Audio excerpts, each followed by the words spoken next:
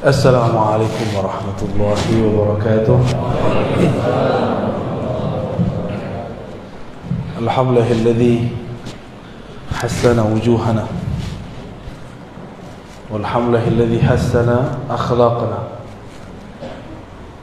walhamdulillahilladzi ja'alana min ummati sayyidina Muhammad sallallahu alaihi wasallam. Amma ba'du. Qala an-nabiy sallallahu alaihi wasallam, man kana akhiru kalamihi la ilaha illallah dakhala al-jannah. Wa qala sallallahu alaihi wasallam fima rawahu al-Bukhari, inna Allah harrama 'ala an-nar an tamussa man qala la ilaha illallah min qalbihi aw nafsihi, atau kama qala sallallahu alaihi wasallam. Bapak Ibu yang bukan Allah, jemaah subuh meskipun hujan masih datang, semoga rintik-rintik hujan yang mengenai kita dapat memadamkan api nerakanya. Amin ya rabbal alamin. Tema kita tentang husnul khatimah. Husnul khatimah bahasa Arab artinya husnu, bagus. Khatimah, penutup. Penutup yang bagus. Kalau kita kerja supaya bagus, keluarnya gimana? Bagus laporannya. Maka orang-orang yang sering melaporkan apa yang dia lakukan dengan baik, dengan jujur, orang ini akan keluar dari tempat bekerjanya dengan cara yang baik. Sama, ruh ini sedang diperintah Allah, dia ada pekerjaannya. Jangan sampai dia ditipu oleh nafs jiwa. Maka jiwanya harus naik dari jiwa al-ammarah bisu. Jadi jiwa itu ada banyak tingkatannya. Kita sudah sering dengar. Ada jiwa yang menyuruh kepada keburukan, disebut ammarah bisu. Ini jiwa-jiwa yang ruhnya terhalang untuk mengenal Allah, disebut dengan an-nafs al-ammarah bisu. Ammarah bukan amarah. Ammarah berarti alladhi yukthir al-amr, yang banyak memerintah, yang banyak menyuruh. Jiwa kita ini sangat liar, karena dalam riwayat Israiliyat ada satu riwayat yang bagus, meskipun secara kualitasnya tidak sampai sahih. Cuma ulama kita mengatakan maknanya sahih sesuai dengan ayat-ayat ini. Tatkala Allah menciptakan nafs, maka Allah mengatakan aqbil, wahai jiwa, melihatlah kepadaku, menghadaplah kepadaku. Fala yuqbil, tapi dia tidak mau menghadap. Lalu Allah katakan lagi, ya nafs aqbil, wahai jiwa, menghadaplah kepadaku. Tapi jiwa itu tidak mau juga, pantang disuruh-suruh. Akhirnya Allah laparkan jiwa, Allah puasakan jiwa dari makanan-makanannya. Lalu Allah mengatakan, ya nafs aqbil fa aqbala, wahai jiwa, menghadaplah. Barulah jiwa itu menghadap kepada Allah Subhanahu wa ta'ala. Jadi cara untuk mendidik jiwa ini supaya dia naik dari yang paling rendah ammarah, minimal naik ke lawamah, itu puasa. Puasa di situ bukan hanya puasa zahir, tapi juga puasa batin. Nafs itu ada penyakit di dalamnya, sombong. Puasa dari kesombongan. Nafs itu pengen didengar selalu, tidak mau mendengar orang. Nafs itu pengennya ditaati, tapi tidak mau mentaati.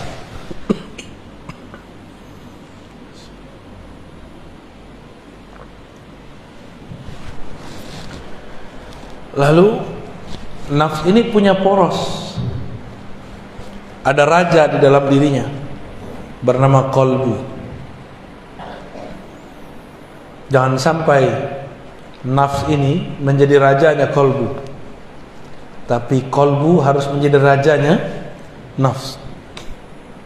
Bagaimana caranya? Karena kolbu ini tempat Allah memandang, maka lakukanlah seperti Allah pernah dulu melakukannya. Puasakanlah jiwa, puasakan dia dari memandang yang tidak benar, puasakan dia dari mengatakan hal-hal yang tidak benar. Maka jiwa nanti akan patuh kepada kolbu. Banyak-banyak puasa, puasa zahir dari makan, minum, juga puasa batin. Nabi mengatakan, wa idza kana yaumu ahadikum, yaumu shaumi ahadikum falyakul, wa idza kana, apabila yaumu shaumi ahadikum, ya, hari kalian berpuasa, lalu ada orang syatamahu aw qatalahu falyakul inni shaim. Ada orang ngajak dia berantem, katakan inni shaim, aku sedang berpuasa. Berarti puasa di hadis ini apa? Hadis Sahih Bukhari. Puasa emosi. Puasa emosi. Nabi itu sangat mengerti kondisi jiwa. Maka Nabi mengatakan, jika kamu marah dalam keadaan berdiri, duduklah. Jika dalam duduk marah, maka tidurlah. Itu sebabnya saya kalau ceramah, saya memilih bersandar, ya, supaya tidak, emosinya tidak meluap-luap. Ya, silakan para satis dicobain. Ya, cobain kalau ceramah itu bersandar. Maka kita nafsnya sudah disandarkan, tinggal yang bicara kolbunya, lidahnya dipinjam sebentar. Tapi kalau sudah begini, lain ceritanya. Gelarnya jadi keluar. Saya doktor, saya LC, lulusan apa tuh? Lulusan Ciputat. Lama Kairo. Ya, lama di Kairo. Itu istilah baru yang saya dapat di Medan. Dari Dr. Thohir, alumni Kairo ini, alumni Mesir ini. LC kata dia lama di Kairo. Kalau MM masih di Medan. Jadi si jiwa ini harus dipuasakan terus, nanti dia naik ke lawamah. Apa ciri-ciri jiwa kita sudah naik ke lawamah? Kita suka menyesali perbuatan.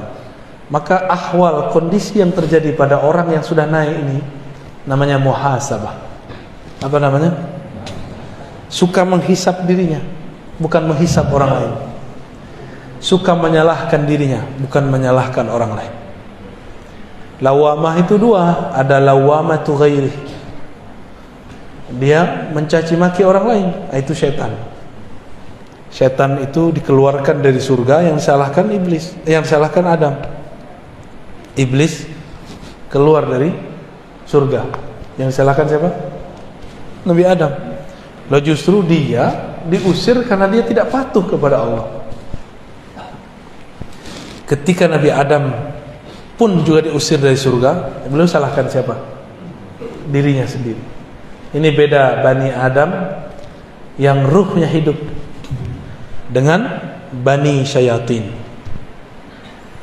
Bani Syayatin ini bisa manusia, kan ada Syayatinul Jinni wal Ins, keturunan atau pengikut setan. Apa aja disalahkan orang, nggak pernah menyalahkan diri. Oh, ini banyak ustadz sekarang begitu. Banyak dai sekarang menyalahkan orang di luar, menyalahkan kelompok di luar. Gunung Semeru meletus, yang dia salahkan orang Semeru. Oh, orang Semeru tuh gak ibadah, itu banyak maksiat tuh. Jangan begitulah. Kalau anda tidak sanggup membantu mereka, jangan sakiti hati mereka. Sinabung dekat sini kan, oh di bawahnya banyak orang kafir. Kalau engkau tidak mau bantu, uskut, diam aja. Karena untuk membantu tidak mesti dia seorang muslim. Membantu seantara manusia dan manusia ini adalah hal yang wajib. Karena Nabi memahami ayat, Allah jadikan kamu berkabilah-kabilah, bersuku-suku, lita'arafu, supaya kamu berkenalan. Salah satu penyakit jiwa itu adalah merasa dirinya baik. Itu satu. Yang kedua, merasa sukunya terbaik. Hati, ya. Ini kita ini nggak tahu sebenarnya suku orang Medan ini banyak, ya. Di Medan ada Melayu, ada Batak, ada Minang, ada Jawa, ada Mandailing itu masuk Batak ya? Batak sendiri masuk Batak ya? Kirain nggak mau disebut Batak ya. Ada suku Melayu Aceh, Melayu Delhi, ada Melayu Riau, Melayu Jambi, banyak sekali. Kalau kita ini merasa lebih baik dari orang, berarti nafsiyahnya lebih tinggi, ya. Jadi misi Rasulullah itu menghancurkan perasaan kibir. Jadi nafs al-ammarah tadi dia punya karakter dia merasa lebih baik dari orang. Jadi kalau kita duduk di sini merasa lebih baik dari yang di samping, berarti nafs ammarahnya masih aktif. Harus dipuasakan, harus dihantam dengan puasa. Kalau sudah naik ke lawamah, dia sering muhasabah. Hasibu qabla an tuhasabu, mutu qabla an tamutu. Hisablah dirimu sebelum kamu dihisab. Matikan dirimu sebelum kamu mati. Maksudnya bayangkan kalau kita mati, apa yang akan kita bawa? Pertanyaan di alam kubur tidak aneh-aneh. Cuma man rabbuka, man nabiyuka, siapa Rabbmu? Tidak ditanya pernah bangun masjid, tidak, enggak ditanya. Enggak ditanya hafalannya berapa, enggak ditanya tahajudnya banyak atau tidak. Yang ditanya siapa Rabbmu? Kamu tahajud untuk siapa? Kamu bangun masjid karena siapa? Kamu sekolah karena siapa? Kamu ngajar, kamu belajar untuk siapa? Untuk debat, berarti kamu bukan bagian dari ahlullah. Jika ini muhasabahnya sudah rutin, nah inilah thariqahnya Imam Al-Harith Al-Muhasibi, Imam Salafus Saleh, ya, Imam apa? Salafus Saleh. Jadi semenjak zaman Salafus Saleh sudah ada imam yang mengajarkan thariqah muhasabah. Imam Al-Muhasibi mengajarkan murid-muridnya, sebelum tidur ingatlah semua aktivitas kita sebelum tidur, mulai dari bangun sampai mau tidur lagi. Jika ada tergores di hati, minta ampun kepada Allah. Jika ada kebencian masuk ke hati, minta kepada Allah supaya dicabut. Jika ada dendam di hati, emosi, minta kepada Allah supaya Allah menentramkan qalbu. Itulah amalan Imam Al-Harith Al-Muhasibi. Ternyata beliau ini mengamalkan amalan sahabat yang dulu Sayyidina Abdullah bin Umar penasaran kepada dia. Dilihat-lihat ternyata tahajudnya sedikit, sedekahnya tidak banyak, baca Qur'annya juga standar. Setelah 3 hari Abdullah bin Umar bertanya, kata Rasulullah, engkau ini ahli surga, tapi aku tidak melihat amalanmu banyak. Lalu Abdullah bin Umar bertanya, apa ma sya'nuka? Amalan kamu apa gerangan? Dijawab oleh sahabat ini, disembunyikan namanya. Tidaklah aku mengambil tempat tidurku kecuali aku membuang semua kebencian, semua goresan, semua dendam dari kolbuku. Jadi dia tidur enggak bawa dendam. Dia tidur tidak bawa kesombongan. Dia tidur dalam kerendahan hati, kehinaan jiwa. Disitulah dia kemudian minta ampun kepada Allah. Baru dia mengatakan, Bismikallahumma ahya wa amut.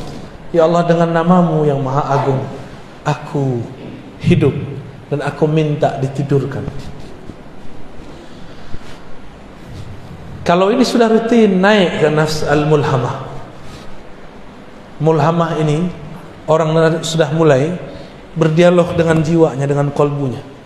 Nabi pernah bersabda, istafti qalbak, bangunlah dialog dirimu dengan dirimu. Istafti qalbak, hadis Tirmizi. Kita mau ngapa-ngapain, sholat dulu, sholat istikharah. Tanya kepada Allah, tanya ke dalam diri, karena Allah berbicara ke dalam diri kita. Ini istikharahnya cuma mau nikah ya, mau kerja nggak istikharah, mau berguru nggak istikharah. Lebih penting menikah atau berguru? Lebih penting menikah apa berguru? berguru. Menikah bisa cerai, berguru tidak boleh cerai. Sampai kiamat pun kalau bisa tidak bercerai. Tapi kalau nikah nggak cerai hidup, cerai mati. Iddahnya 4 bulan 10 hari. Benar. Tapi cerai dengan guru, iddahnya sepanjang masa. Bahaya nggak? Ya? Maka berguru harus istikharah. Istikharah itu artinya istikharah, meminta agar Allah memilihkan. Allah makhtarli wa la tukhayyirli. Ya Allah, pilihkan untukku, jangan engkau membiarkan aku memilih untuk diriku sendiri. Sudah beristikharah mau cari guru? Belum ya? Kalau sama istri bisa tengkar, sama guru nggak boleh tengkar. Ya? Sama pasangan bolehlah kita ngambek sebentar, sama guru ngambek sebentar, itu murid durhaka, berbahaya. Ya, istikharahlah. Nah, mulai bangun komunikasi dengan kolbu. Saya istikharah setiap kali mau ngajar. Jadi kalau tambah sering ngajar, saya tambah sering istikharah. Saya tanya, ya Allah, apa yang saya mau ajarkan? Tolong gerakkan lidah ini, pancarkan dari kolbu kami nurmu. Hanya engkaulah yang mampu berbicara. Hanya engkaulah yang menggerakkan kolbu. Di situ saya baru baca assalamualaikum. Jadi nol dulu kita, baru kita bicara. Ya. Nah itu coba amalkan Pak. Sebelum tidur, kesel sama pasangan, marah sama anak, tidak baikan dengan tetangga, bermusuhan, iri dengki dengan teman bekerja, dibuang semua. Jika pernah kita menyakiti mereka, mintakan ampun kepada Allah, kirim Fatihah untuk mereka. Katakan, ya Rabb, tumbuhkan ridha dalam kalbu orang yang memusuhiku, dan jadikan aku orang yang fi qalbi salamah, di dalam kalbuku ada salamah, keterbebasan daripada penyakit-penyakit kalbu. Satu kali Nabi Muhammad sallallahu alaihi wasallam mengatakan, Allahumma inni a'udzubika min an uradda ila ardhil umr wa a'udzubika wa as'aluka salamata sadr wa a'udzubika min su'il sadr. Hadis ini ada di Bukhari, ada di Muslim, ada yang terpisah, ada yang digabung. Nabi SAW mengatakan, ya Allah, aku berlindung kepada engkau dikembalikan kepada masa yang hina sebelum kami meninggal. Ya, boleh pakai bahasa Indonesia ya, kalau nggak hafal bahasa Arabnya. An uradda ila ardhalil umur, dikembalikan kepada keadaan umur yang hina. Anak kecil tidak bisa apa-apa, ngapain saja harus dibimbing, harus dibantu. Maka dikembalikan masa seperti itu disebut arzalil umur. Kalau ada di antara keluarga kita sudah begitu, maka katakan, ya Allah, ikhtim lana bihusnil khatimah. Keadaan ini sudah takdir engkau, kami ridha ya Allah, tapi tetapkanlah kami dalam husnul khatimah. Kembali ke hadis tadi. Hadis ini berkaitan dengan surat Yasin, wa man nu'ammirhu nunaqqishu fil khalq. Siapa yang kami panjangkan umurnya, kami kembalikan dia seperti semula jadi. Dulu tidak bisa bicara, sekarang susah bicara. Tidak bisa jalan, sekarang nggak bisa jalan. Maka jangan minta panjang umur, minta saja al-afwa wal afiyah. Sahabat nanya kepada Rasulullah, wahai Rasulullah, tolong berikan aku amalan doa. Hadis Ibnu Majah. Apa kata Nabi? Kul Allahumma inni as'aluka al-afwa wal afiyah fid dunya wal akhirah. Ya Rabb, berilah aku afwa, maaf, wal afiyah, keselamatan di dunia dan di akhirat. Dunia badannya sehat, di akhirat husnul khatimah. Udah seminggu sepekan dia datang lagi kepada Rasulullah, tanya, wahai Rasulullah, ajarkan aku. Diajarkan doa yang sama. Udah seminggu lagi datang lagi kepada Rasulullah, Nabi masih mengajarkan yang sama. Lalu sahabat ini protes, wahai Rasulullah, emang gak ada doa lain? Ini murid ini kadang nafsu, pengen wiridan banyak, pengen dapat talqin zikir, pengen dapat ijazah. Nafsu. Zikir kok pakai nafsu? Zikir. Akhirnya Nabi mengatakan, wahai sahabatku, adakah yang lebih sempurna daripada afwa dan afiyah? Bukankah afwa mencakup seluruh urusan duniamu, afiyah mencakup semua urusan akhiratmu? Orang tuh mikir. Jadi orang Arab aja kadang nggak paham. Selevel sahabat Nabi masih bertanya, apalagi kita. Orang-orang yang sudah sampai di level ini, dia mulai tahu penawar ketenangan kolbunya. Apa yang membuat kolbu gelisah? Kolbu ini kan diartikan qalb, sesuatu yang bergerak. Dia hanya bisa bergerak dengan tenang jika dia menyebut nama yang menggerakkan kolbunya. Siapa yang menggerakkan kita? Allah. Maka disebut di kolbunya Allah, Allah. Baru kolbunya tenang. Anak kecil mainannya ketinggalan, nangis gak? Oh, bisa pukul-pukul badannya, bisa guling-guling.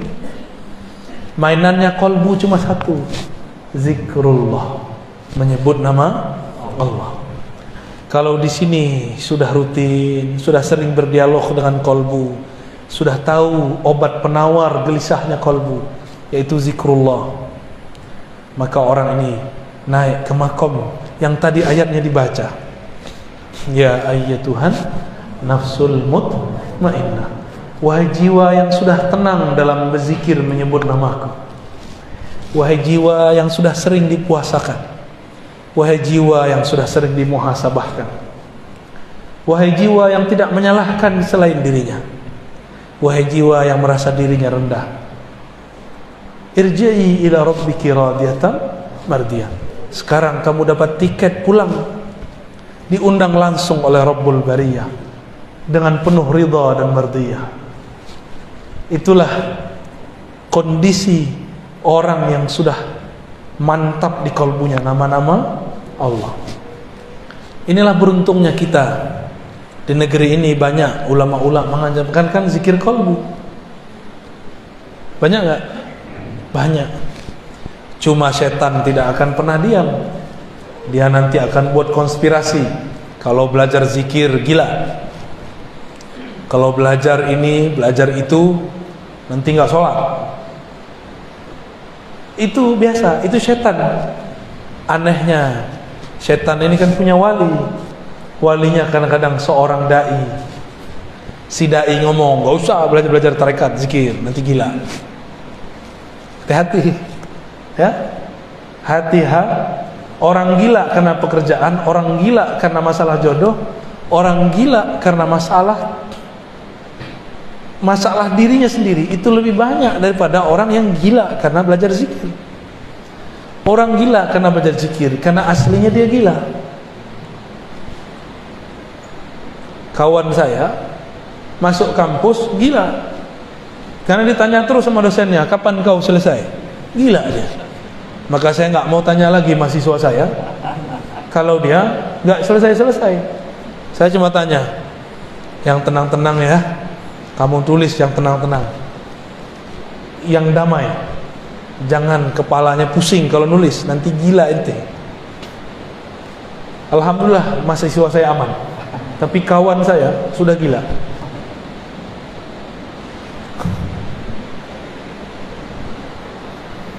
Udaranya sendu sekali ya, seperti suara saya. Sebenarnya saya nggak enak badan Pak, tapi karena janji harus ditepati, saya minta kepada Allah, ya Allah berikan saya kekuatan. Tapi nanti Jumat saya nggak kuat lagi, maka cuma 2 ini, pagi ini dan waktu duha, insya Allah. Nah, jadi kalau mau husnul khatimah, apa yang dilakukan? Jangan salahkan orang lain. Sering puasa, salahkan diri. Yang kedua, sering-sering muhasabah. Yang ketiga, sering ajak diri kita berdialog. Lalu belajar zikirlah kepada ahli zikir. Kalau sudah begitu, nanti dapat undangan. Jadi husnul khotimah itu undangan dari Allah. Irji'i ila rabbiki radiyatan mardiyyah. Allah yang undang. Maka saya tutup dengan hadis Nabi. Nabi mengatakan, man kana akhiru kamamihi la ilaha illallah, siapa yang akhir kalamnya la ilaha illallah, dakhalal jannah, pasti masuk surga. Ada anak muda nanya, tamatan lama di Kairo, LC juga. Apa kata dia? Buya, Nabi sebelum meninggal enggak baca la ilaha illallah, baca ummati ummati. Itu husnul khotimah, masuk khotimah. Ya salah. Itu yang nanya setan apa dia? Tapi bagus. Bagus itu pertanyaan. Kira-kira gimana Pak? Nabi sebelum meninggal enggak baca la ilaha illallah, baca apa? Ummati. As-salah, as-salah. Ittaqun nas, ittaqullah fil nisa. Ittaqullah fis salah. Itu apa? Itu cara menjaga la ilaha illallah. Nabi itu, dia dan Allah sangat dekat. Kalau sudah dekat tidak perlu sebut menyebut. Saya dengan Dr. Thohir, karena sekarang jaraknya cuma 1 jengkal, nggak perlu saya bilang Dr. Thohir tuh orangnya, saya nggak ngomong begitu, karena dia udah di samping. Tapi kalau orangnya di luar, saya omongin si dokter tuh yang lama di Kairo. Saya ngomong begitu. Tapi kalau orangnya di samping perlu gak? Dulu kalau kita cinta seseorang, kalau belum ketemu kita sering sebut namanya, cari-cari nama dia di Facebook, cari-cari nama dia di Google, cari-cari nama dia di sosial media, cari-cari nama dia di kalangan teman-temannya, kirim-kirim salam. Bener? Mirip-mirip begitulah. Orang kalau sudah cinta sering-sering sebut nama. Kalau sudah menikah masih begitu enggak? Enggak. Ya, enggak perlu lagi sebut-sebut nama. Yang punya nama sudah bersama saya. Kalau orang sudah dekat kepada Allah, zikirnya bukan lagi menyebut, zikirnya memandang. Zikirnya dipandang oleh Allah Subhanahu wa taala. Lebih kurang itu ya. Ada pertanyaan, Pak? Assalamualaikum warahmatullahi wabarakatuh. Alhamdulillah, semoga mulia dan alhamdulillah semoga Allah berkenan bagaimana mensinkron hati, mulut dan pikiran serta pandangan sangat gampang diucapkan tapi sulit dilakukan. Terima kasih. Man la yara muflihan la yuflih abadan. Begitu kata Imam As-Surawardi. Siapa yang tidak punya contoh orang baik tidak akan pernah baik. Siapa yang tidak pernah melihat orang sukses tidak akan pernah belajar kesuksesan. Siapa yang tidak bermursyid, maka lisan, kolbu dan ruhnya tidak akan sejalan. Maka carilah mursyid. Nanti mursyid itu bimbing kita supaya lisan, pikiran, kolbu, ruh ini sejalan. Guru. Kenapa anak kecil tidak bisa fokus? Karena tidak ada gurunya. Kalau ada gurunya bisa fokus gak? Bapak ibu ini yang sekarang bisa fokus, dulu waktu kecil sholat juga nyikut-nyikut kawan. Bahkan saya lihat nih, sikutnya ada tandanya tuh ya. Dulu pernah giniin temannya tuh, dan jatuhnya satu deret. Ya, betul ya. Maka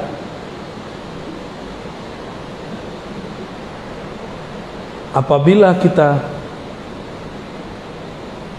hendak menyelaraskan zahir dengan batin, carilah guru yang mengerti zahir dan batin. Kalau ingin sesuai zahir dan batin, jangan berguru hanya kepada ahli fikih.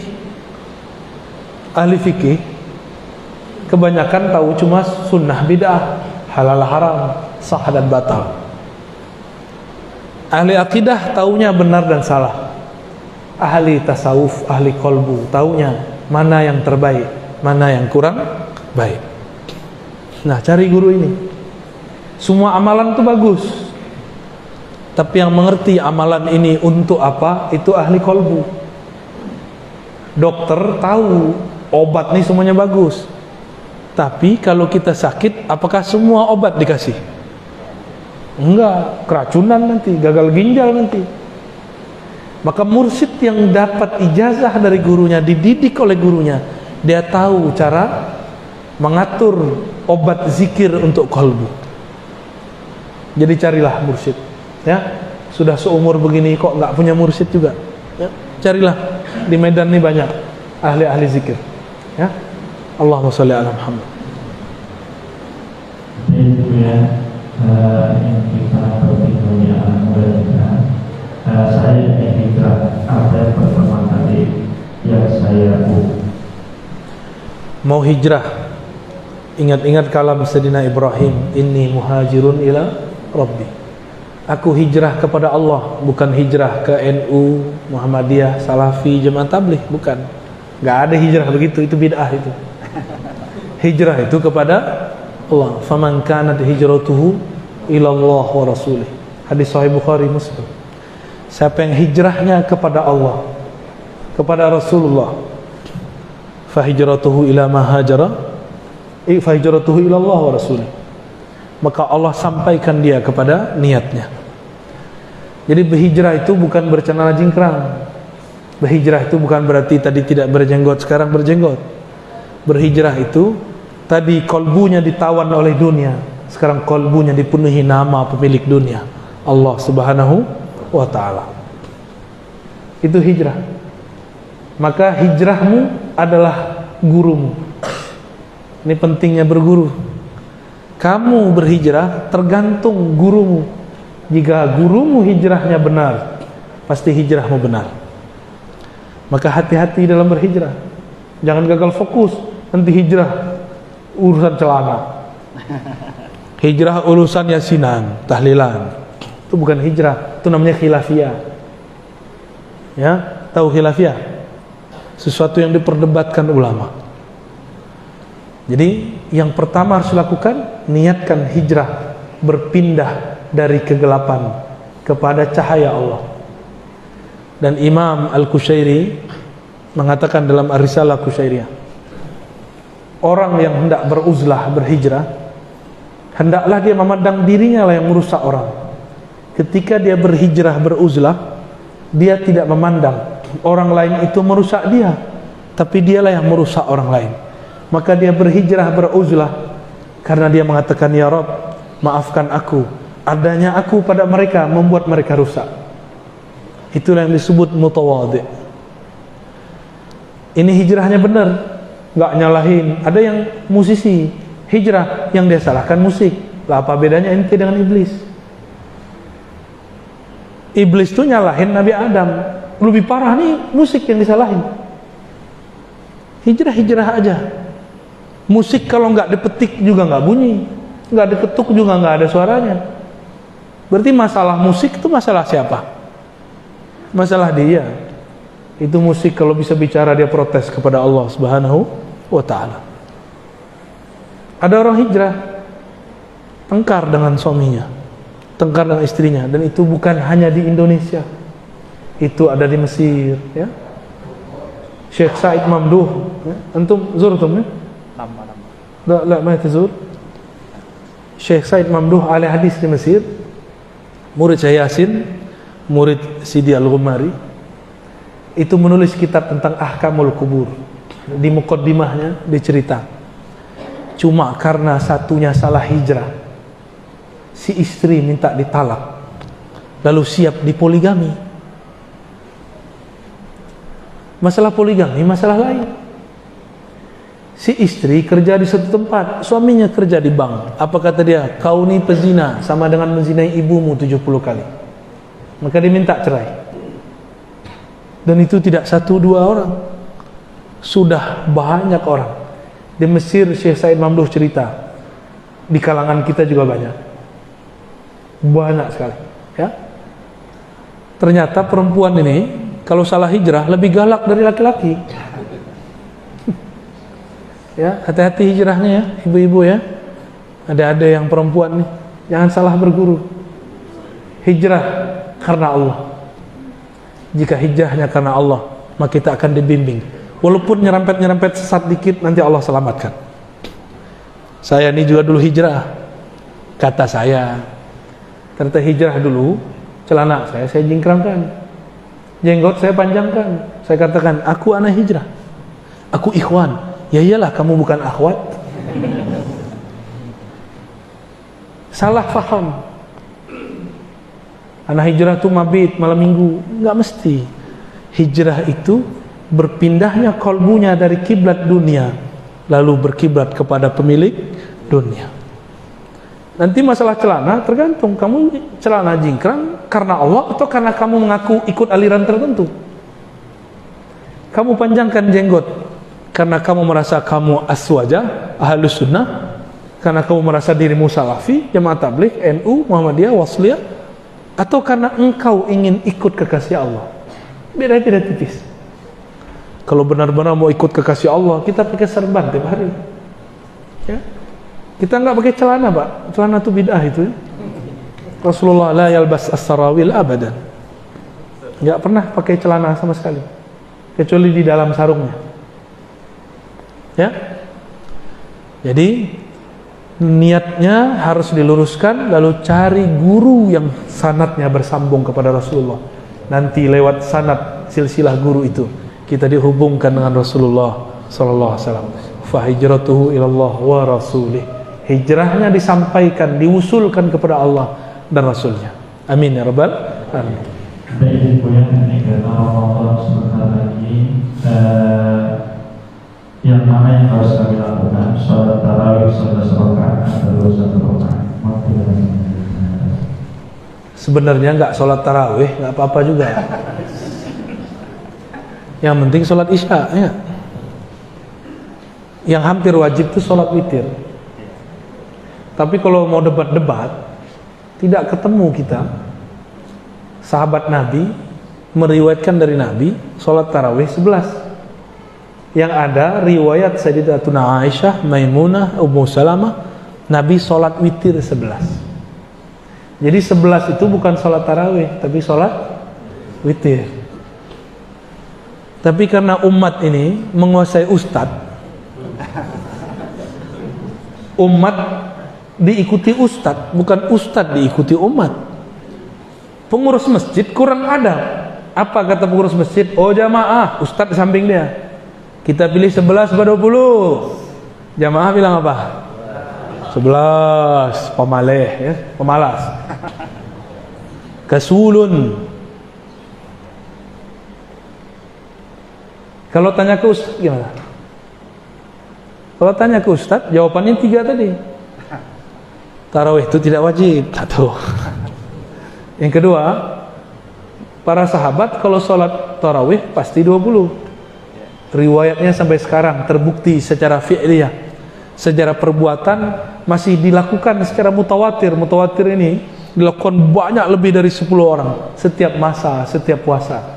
Mekah, Madinah, sampai hari ini masih 20. Itu amalan Sayyidina Umar, Sayyidina Ubay, Sayyidina Ali.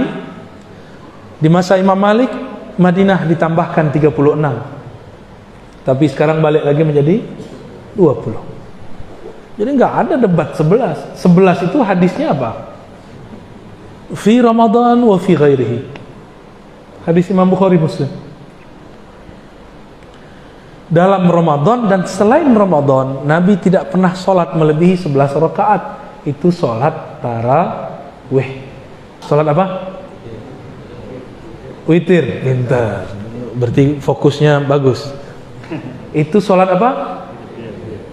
Buka aja kitabnya Imam Muslim. Itu hadis sholat witir, bukan hadis sholat tarawih.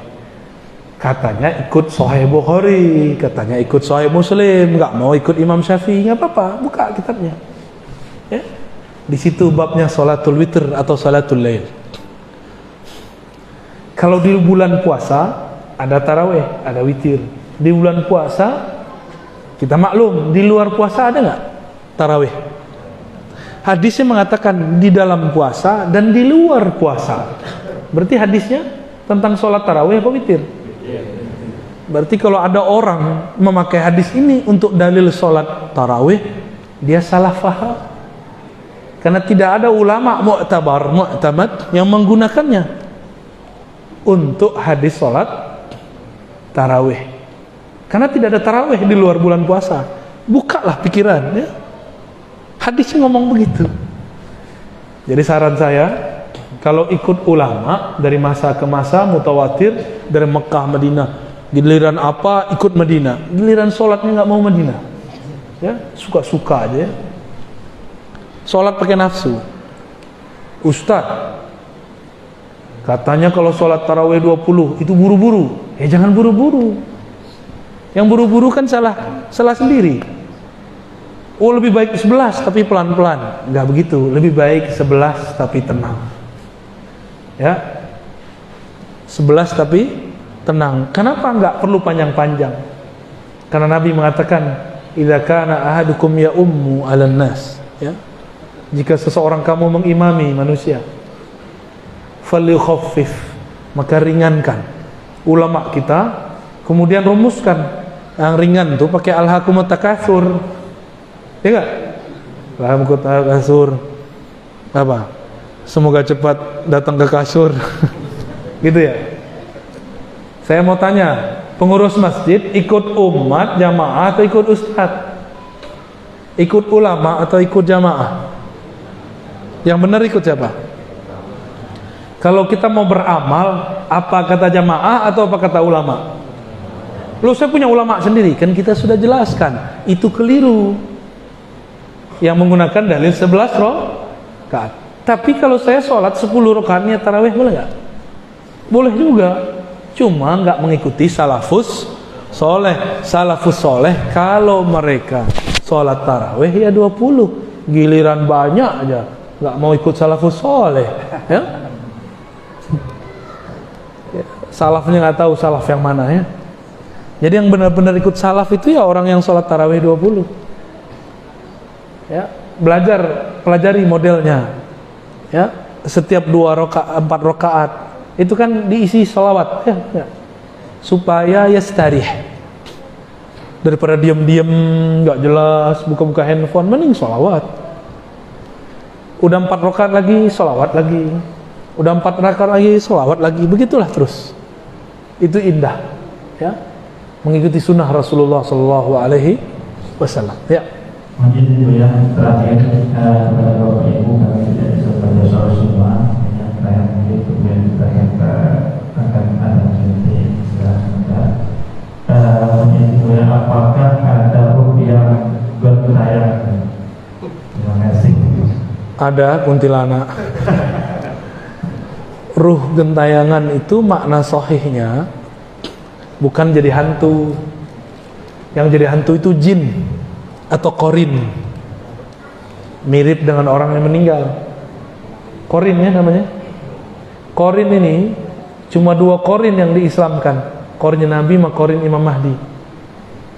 Dan hanya Imam Mahdi dan Nabi Muhammad yang bisa membereskan itu semua. Atau Al-Ghaus, wali-wali yang sampai puncak, itu bisa mengislamkan qarin. Makanya jika ada datang muncul sosok Syekh Abdul Qadir, Syekh Naqsyabandi, Syekh Idrisi, itu belum tentu beliau. Siapa tahu qarinnya, kan qarin dia belum Islam. Ya, qarin dia belum, qarinnya bisa jadi banyak. Ada yang Islam murtad lagi, ada juga.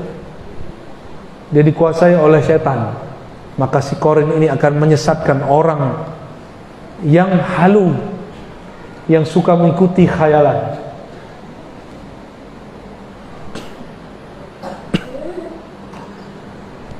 Yang ada itu apa? Dalam kitab Habib Zain bin Smith. Begitu juga kalam Sidi Abdullah Faiz Ad-Daghestani An-Naqsyabandi. Mereka sepakat mengatakan siapa yang tidak sempurna suluknya, ma'rifatnya di dunia, maka dia akan mencari guru menyempurnakannya di alam kubur. Yang enggak sempurna dalam kubur, dia mencari kesempurnaan di padang mahsyar. Makanya orang-orang mencari syafaat Rasulullah, itu pengen sempurna.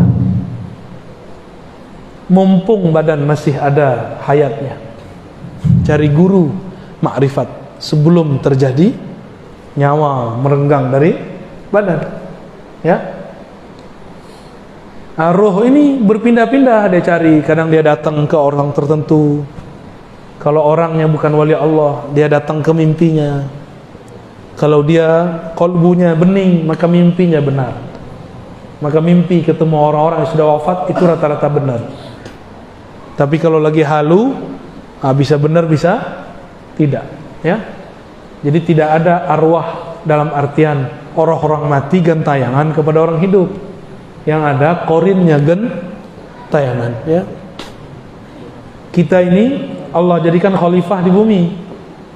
Khalifah itu pemimpin. Gak boleh takut kepada jin, gak boleh takut kepada setan, tapi gak boleh juga sombong, ya. Jadi gak usah takut sama hantu. Hantu ada, tapi itu jin. Tapi tidak ada namanya arwah gentayangan jadi hantu. Yang ada arwah itu mencari kesempurnaannya. Dia gak butuh lagi kita, ya. Cukup ya. Sudah agak terang. Doanya pakai Al-Fatihah aja ya.